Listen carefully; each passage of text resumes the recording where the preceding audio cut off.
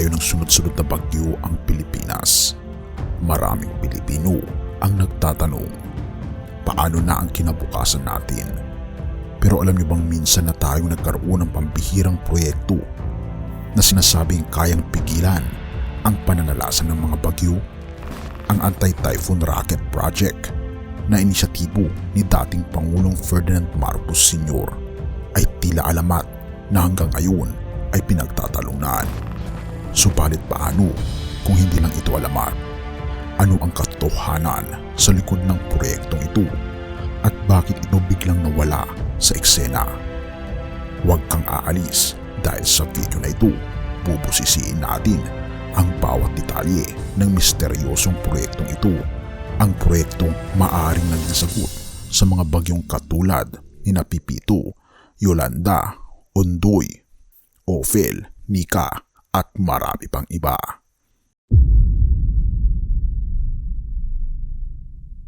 Balikan natin ang dekada 70, isang panahon kung kailan ang Pilipinas ay tinuturing na isa sa pinakamatatag na bansa sa Timog Silangang Asya. Sa ilalim ng pamumuno ni Ferdinand Marcos Sr., sinasabing binuo ang Anti-Typhoon Rocket, isang teknolohiyang naglalayong labanan at pigilan ang mga paparating na bagyo.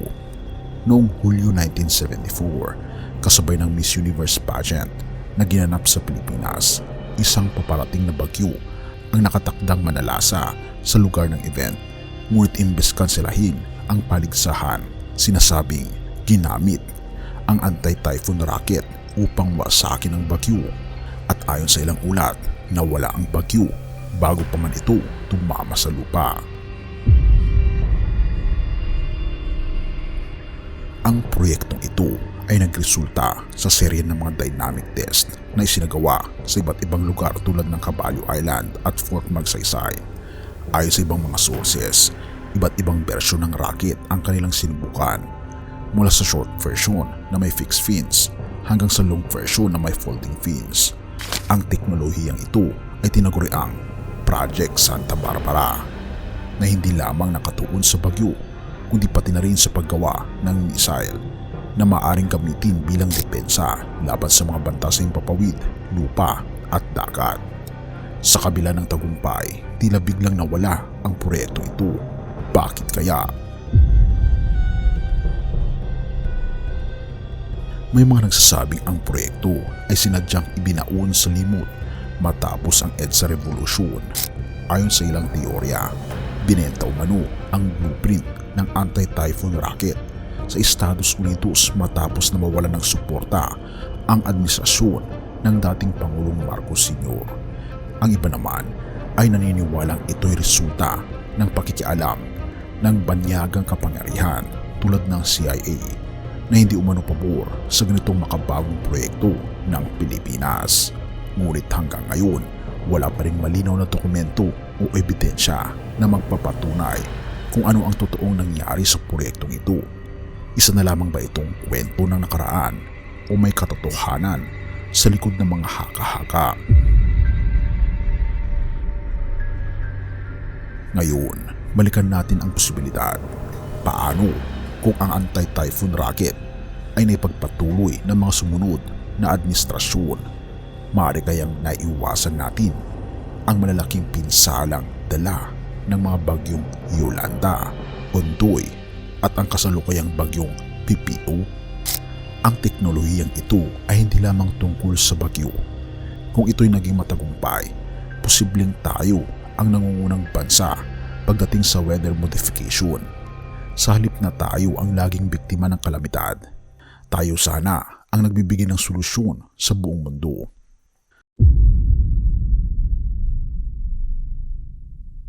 Alam nating lahat kung gaano kalaki ang epekto ng bagyo sa ating bansa. Mula sa malawakang pagbaha, pagkawala ng tirahan, hanggang sa pagkasira ng kabuhayan ng maraming Pilipino.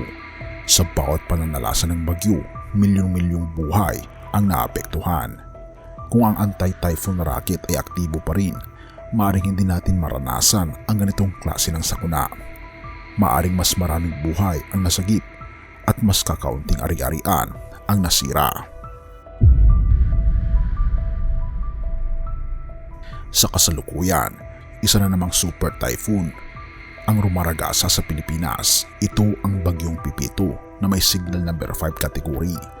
Habang nakikita ng buong Pilipinas ang epekto nito sa ating bansa, hindi natin maiiwasang isipin kung may paraan upang pigilan ang ganitong klase ng bagyo. Ang anti-typhoon rocket ba ang sagot sa ating mga panalangin? Bagamat maraming naniniwala sa kwento ng anti-typhoon rocket, may mga bumabatikos din. Ayon sa ilang mapagkukunan tulad ng Rappler, walang opisyal na tala na nagpapakita na nakabuo ng aktwal na anti-typhoon missiles ang administrasyon ng dating Pangulong Marcos Sr. Ang sabi ng ilan, ang anti-typhoon rocket ay sa lamang gawa-gawang kwento. Ngunit bakit patuloy itong pinag-uusapan at bakit maraming Pilipino ang naniniwala na ito ay totoo? Ang misteryong ito ay tila hindi pa rin natatapos. Sa ilalim ng administrasyon ni Pangulong Bongbong Marcos, may posibilidad bang muling buhayin ang proyektong ito kung ito man ay totoo? Sa pag-usbong ng makabagong teknolohiya, maaring mas mapaunlad pa ang anti-typhoon rocket. Ito ba ang susunod na hakbang tungo sa mas ligtas at mas maunlad na Pilipinas?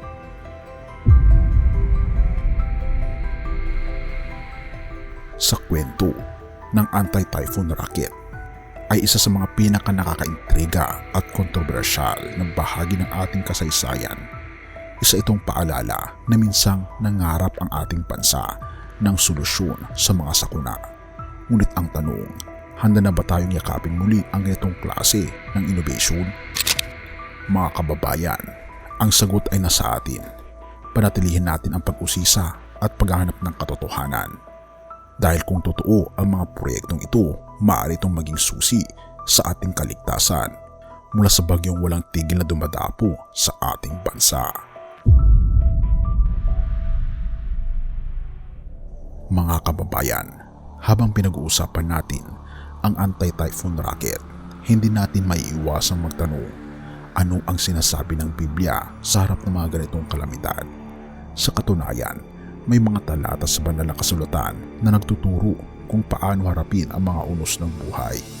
Hindi lang literal na bagyo, kundi pati na rin ang mga pagsubok na dumarating sa atin. Pero alam mo ba, ang susi sa pagharap sa mga sakuna ay nasa isang madalas na hindi pinapansin na talata? Mamaya, ibabahagi ko ito sa inyo, kaya manatili hanggang sa dulo. Mateo 8 verse 26. Sinabi niya sa kanila, "Bakit kayo natatakot? Napakaliit ng inyong pananampalataya." Pagkatapos bumangon siya at sinaway ang hangin at ang mga alon at nagkaroon ng ganap na katahimikan. Isang makapangyarihang paalala mula sa ating Panginoong Hesus na sa kabila ng unos, siya ang nagbibigay ng kapayapaan. Pero paano natin maisasakatuparan ang pananampalatayang ito sa harap ng malalaking bagyo tulad ni Pipito? Hintayin mo, malalaman natin ito mamaya.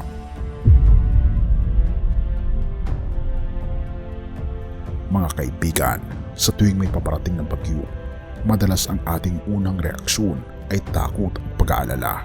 Natural lamang ito, lalo na kung nakikita natin ang pinsalang dala ng nakaraang mga bagyo. Ngunit sa talatang binasa natin, tinuturuan tayo ng ating Panginoong Hesus na magtiwala sa Kanya kahit pati lumulubog na ang ating bangka. Pero ano nga ba ang tunay na mensahe sa likod ng pagtitiwala sa Diyos sa gitna ng bagyo? Talakayin natin kung paano ito naging santikan ng mga Pilipino noon at ngayon. Balikan natin ang kwento ng anti-typhoon rocket. Kahit gaano man ka-advance ang teknolohiya, nananatili pa rin ang katotohanan na ang kalikasan ay nasa ilalim ng kapangyarihan ng ating Panginoong Diyos. Ang proyekto ng dating Pangulong Marcos Sr. ay maaaring isa sa mga instrumento ng ating Panginoong Diyos upang mabawasan ang pinsala ng mga bagyo noon. Ngunit sa kabila ng nawala nitong blueprint, hindi pa rin tayo iniwan ng ating Panginoong Diyos. Ngunit may mas malalim pa bang sagot ang ating Panginoong Diyos sa ating mga dasal laban sa mga bagyo?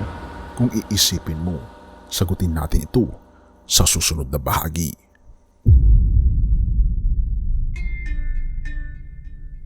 Kung iisipin, ang tunay na anti-typhoon racket ay ang ating pananampalataya at pananalig sa ating Panginoong Diyos.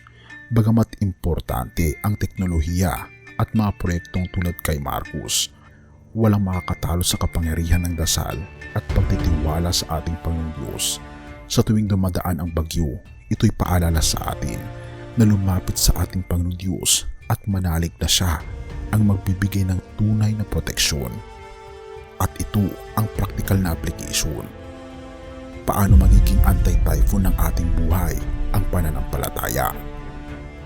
Number 1. Dasal bilang sandata. Sa tuwing may paparating na bagyo, huwag lang umasa sa mga babala ng pag-asa. Magdasal at hilingin ang proteksyon ng ating Panginoong Diyos. Pangalawa, pagtulong sa kapwa. Maging instrumento ng Diyos sa pagtulong sa mga nasalanta ng bagyo. Tulad ng anti-typhoon racket, ang bawat isa sa atin ay maaaring maging bahagi ng solusyon. Pangatlo, pananampalataya sa kabila ng pagsubok. Huwag mawala ang tiwala sa ating Panginoong Diyos kahit patila napakalaki ng unos. Tandaan, Siya ang may kayang pumayapa sa anumang bagyo. Mga kababayan, ang anti-typhoon racket ay maaaring naglaho sa kasaysayan o maaaring hindi rin ito totoo. Ngunit ang ating pananampalataya at pagkakaisa bilang isang bansa ay nananatiling buhay. Huwag nating hayaan na ang bagyo ang magdikta ng ating kabalaran. Sama-sama nating harapin ang mga hamon ng buhay, may anti-typhoon man o wala. Tayo manalangin. Ama naming Panginoong Diyos, sa gitna ng mga bagyo sa aming buhay, turuan mo po kami magtiwala sa iyong kapangyarihan. Ikaw ang aming sandigan at tagapagligtas. Bigyan niyo po kami ng pananampalataya na hindi matitinag at pusong handang tumulong sa kapwa. Sa iyo namin iniaasa ang lahat ng aming kinabukasan. At salamat sa pagdinig ng aming mga panalangin at patawarin po kami sa lahat ng aming pagkukulang at pagkakasala sapagkat ito aming samot hiling sa matamis na pangalan ng aming Panginoon Hesus. Amen. Kung nagustuhan mo ang video na ito, huwag kalimutang mag-like, mag-subscribe at mag-iwan ng komento. Ano ang inyong opinyon tungkol sa anti-typhoon racket? Totoo ba ito o alamat lamang? Kita-kits sa susunod na video.